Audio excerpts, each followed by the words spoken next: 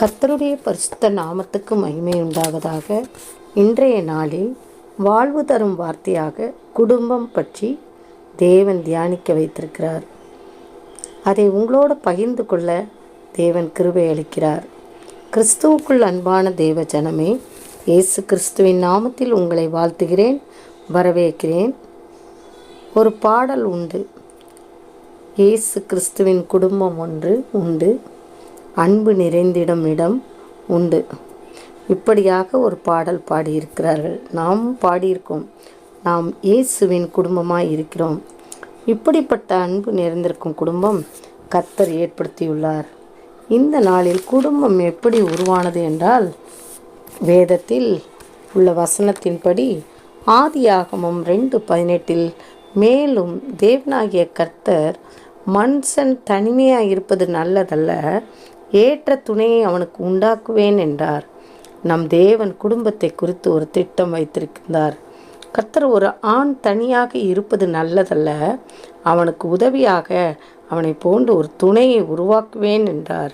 ஆண்டவர் எல்லாவற்றையும் உண்டாக்கிவிட்ட பிறகு ஆதாமுக்கோ ஏற்ற துணை இன்னும் காணப்படவில்லை. அப்போது தேவனாகிய கர்த்தர் ஆதாமுக்குள் அயர்ந்த நித்திரையை வரப்பண்ணினார். அவன் நித்திரை அடைந்தான். அவர் அவனை விலா எலும்பை ஒன்றை எடுத்து அந்த இடத்தை சதையினால் அடைத்தார். தேவனாகிய கர்த்தர் தாம் மனுஷனில் எடுத்த விலா எலும்பை மனுஷியாக உருவாக்கி அவளை மனுஷனிடத்தில் கொண்டு வந்தார்.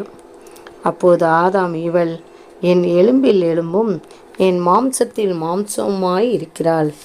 இவள் மனுஷனில் இருந்து எடுக்கப்பட்டபடியால் மனுஷி என்று அழைக்கப்படுவாள். இதனால் புருஷனானவன் தன் தகப்பனையும் தாயையும் விட்டு தன் மனைவியோடு இசைந்திருப்பான் என்று வேதத்தில் சொல்லப்பட்டிருக்குமே. இருவரும் ஒரே மாம்சமாய் இருப்பார்கள் என்றும் சொல்லப்பட்டிருக்கிறது. கிறிஸ்துவுக்குள் அன்பான விசுவாச குடும்பமே, தேவன் முதலாவது மனுஷனை படைத்தார். பிறகு அவனோட உறுதுணையாக இருக்கும்படியாகவும் ஸ்திரீயை படைத்தார்.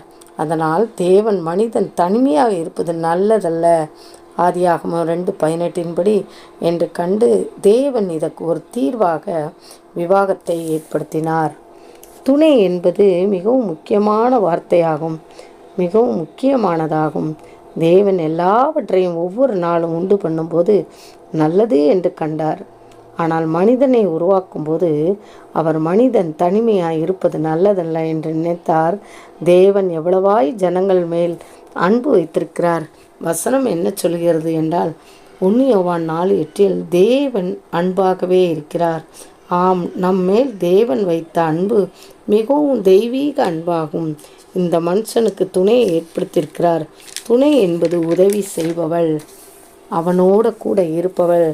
தான் உண்டாக்கிய ஆதாமுக்கு துணையாக இருக்கும்படிக்கு கொடுக்கப்பட்டவள் தான் ஏவாள். கிறிஸ்துவுக்குள் அன்பான தேவ ஜனமே, கர்த்தர் அமைந்துள்ள குடும்பத்தை கொடுத்திருக்கிறார். கர்த்தர் தான் இந்த குடும்பத்தை அமைத்திருக்கிறார். இன்பத்திலும் துன்பத்திலும் ஒருவருக்கொருவர் விட்டு கொடுத்து சந்தோஷமாய் இருப்பதே தேவன் அமைத்த குடும்பமாகும். கணவன் மனைவி உறவு என்பது ஒரு அற்புதமான உறவாகும். ஆகையால் மாற்கு 19:10-9 பார்ப்போம் என்றால், தேவன் இணைத்ததை மனுஷன் பிரிக்காதிருக்க வேண்டும் என்றார். தேவனே அவர்கள் இருவரையும் ஒன்று சேர்த்து விடுகிறார். எனவே எவரும் அவர்களை பிரிக்கக்கூடாது என்றார். கர்த்தர் ஒவ்வொரு குடும்பத்தையும் ஆசீர்வதிப்பார். மீண்டும் அடுத்த வாரம் தொடரும் வாழ்வு தரும் வார்த்தையாகிய குடும்பம்.